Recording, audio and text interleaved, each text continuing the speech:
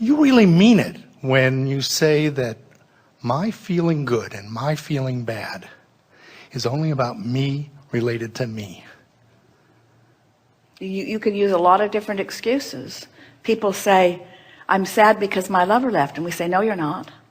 No, I'm sad because my lover left. We say, no, you're not. I say, wait, I wasn't sad, my lover left. Now I'm sad. I'm sad because my lover left. And we say, no, you're sad because you're not in alignment with who you are, and you may be attributing into that, but you have control. You don't have control over whether your lover leaves, but you have control over the direction of your thought, and the way you feel is about the direction of your thought. You have the ability to focus in ways that you have not exercised. Too many people are dependent on the behavior of too many others, which you can't control. And then it puts you in this uncomfortable position of needing to be true control freaks in order to feel good. And then as your world gets bigger, you find that there are too many moving parts, and you find less ability to control, and so then it all begins to break down as the moving parts become more numerous. Where when you get it, when you decide early on or as soon as you can that you're going to stop trying to control the uncontrollable, which is everything that everybody else is doing, even doing with you. Stop trying to control the uncontrollable and control the only thing you can control, which is your relationship with your vortex. You'll be joyful, and then the cooperative components will come and match you, and you'll find all kinds of people in your life lovely to be with and play with, you see. Let's offer this one strong statement because we haven't said it before. Let law of attraction do all of the controlling, and you just adjust your vibration. So you have to stop looking at what you don't want and start looking at what you do want. But we've never known anybody who could just stop doing that. You have to start doing something else, and that's the whole point. You want to focus yourself into the vortex, and we know that the fast way in is to just care about how you feel. When you get in there, everything you want's in there. So some of these processes that you describe feel like effort, and the effort doesn't feel good. But you see, it always takes effort, and let's talk about why it takes effort, and let's just tell it like it is. Focus is effort because law of attraction will hold you to your dominant vibration.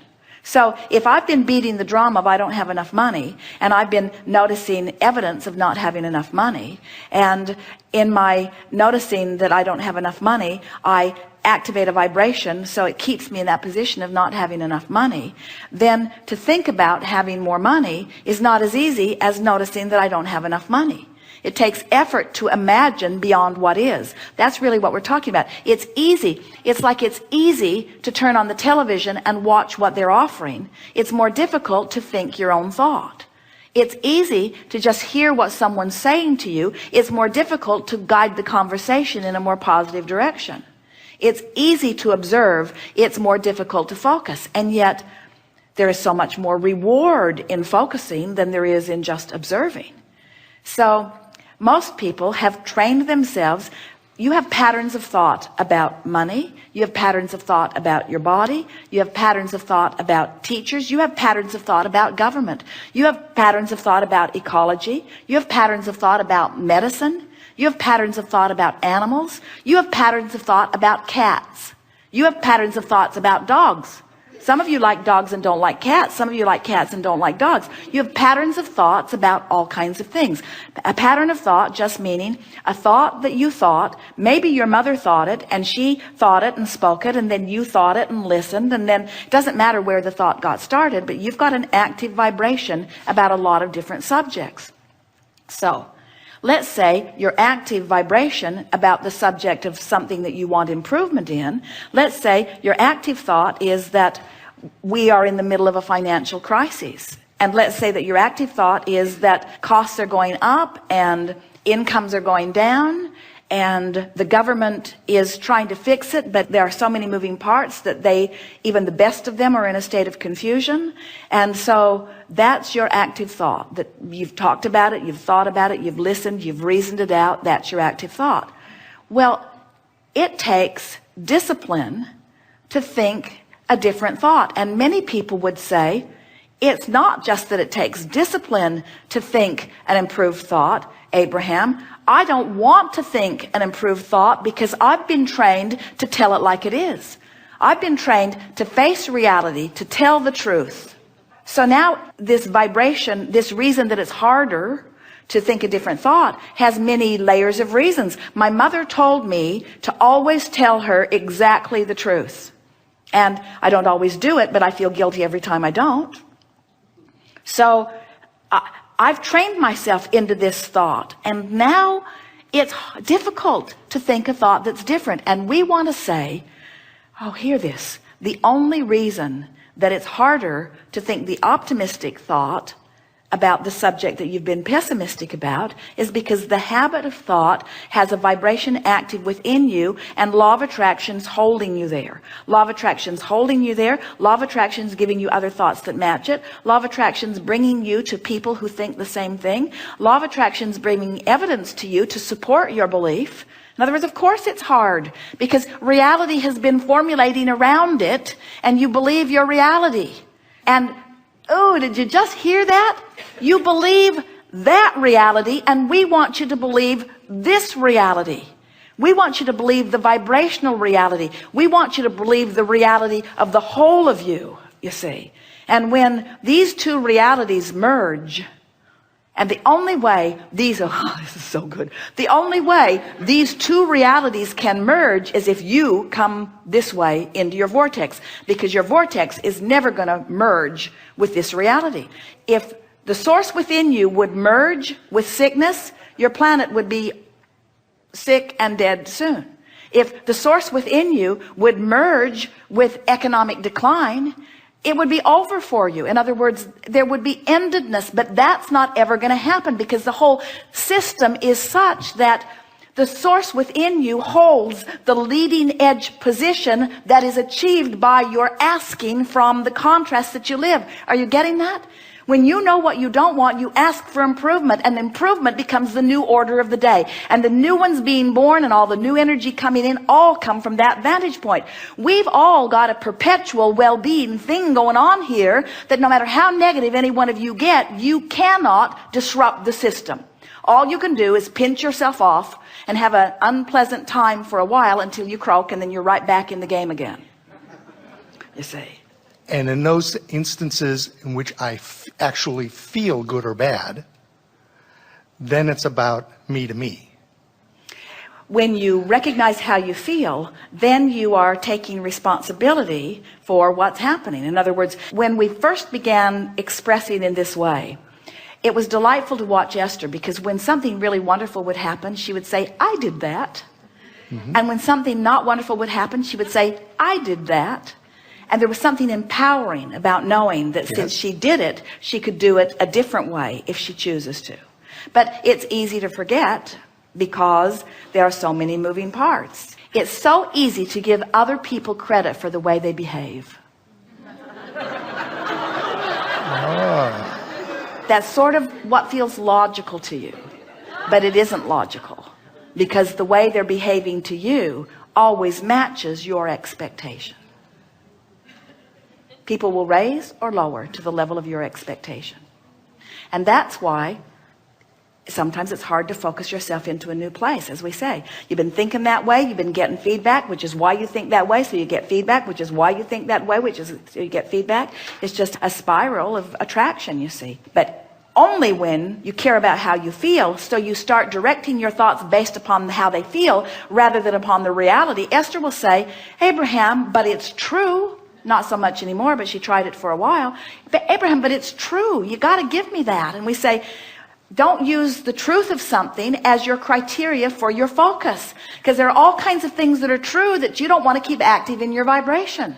There is a rampant active vibration around the world, and especially in your planet, that said times are financially hard. And as long as you keep beating that drum, the stuff that's queued up for you in your escrow, in your vibrational reality, will be slowed down, because your thinking that times are hard puts you in a place of disallowing them. Meanwhile, there are people who are accustomed to thriving in all times that are making out like bandits. And then you say, that's wrong. You're not supposed to thrive in this hard economy. We're all supposed to suffer in this suffering economy. We say, hear what you're saying. You want to praise success everywhere you see it. You want to praise thriving everywhere you see it. You want to tune yourself to thriving, not to failing, you see. You can tell by the way you feel how the source within you is looking at it. Source within you is not worried about this economy. And when you do, you feel bad. But you don't feel bad because you're worrying about the economy. You feel bad because you're separating yourself from source, who does not worry about the economy, and using worrying about the economy as your excuse to separate yourself from source. Starting to get this, aren't you?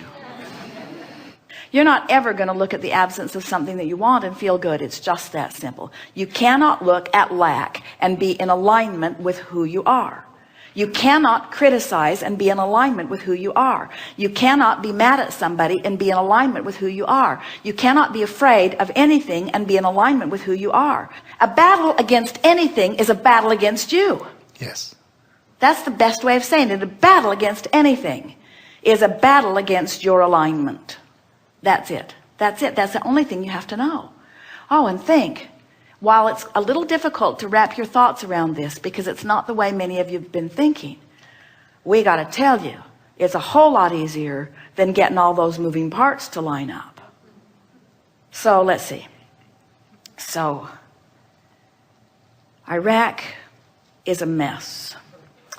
And they weren't a mess before, but now they're a mess. And maybe it's our fault that they're a mess, but they had problems and we wanted to straighten them out, and now we've just made it worse. But now Iran, right next to Iraq, they've never gotten along with each other, and I don't really understand why they've not gotten along with each other. It goes really far back deep. They probably don't even really know what it is, but they're sort of pitted against one another, and now it looks like we're sort of going to be swept into that. And then Israel, I don't really understand what's going on over there. And then the Palestinians, I don't know whose land it really was to begin with, and I don't know why they want to live there when there's so many other places that they could live, and I don't know why this little piece of land is so important to them, and I don't know why we're also supportive of them and why we're not more supportive of that. I don't know how to get them talking to each other. It seems like if they could all just get along, but it doesn't look like they're going to get along, and we send emissaries over there and they don't seem to understand it. It's just too big, it goes too deep, and this is our 50th year of really trying to involve ourselves in it, and it is getting bigger and getting worse.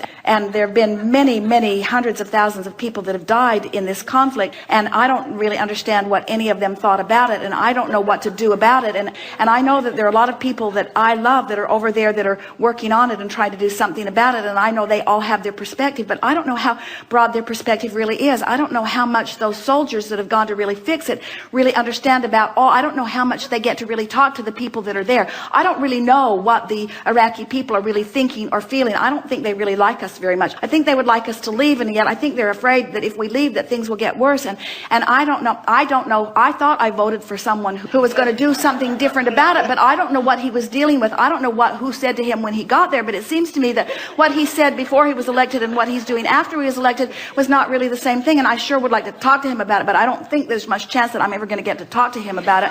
I'm not even sure if he really has a clear idea of what to do about it, but there are just so many, and we say, just kill me now. How are you ever going to sort that all out? Now let's talk about Michael Jackson's death. So how are you going to sort that out? How are you going to sort that out? How could you ever sort that out? And really, don't you just want to go in the vortex? Don't you want to just leave them all to whatever they're creating and just go into? Now, here's what happens when you go into your vortex. When you see people afraid of bombs dropping on them, you ask for a world that is more peaceful. When you see children suffering, you ask for a better life for them. When you see intolerant people speaking only of one right way to live, you ask for a more diverse and understanding world. You have created something so magnificent in your vibrational reality, and all of your attention to all of that stuff that holds you apart from what you've created keeps you from being the whole being that you are, you see.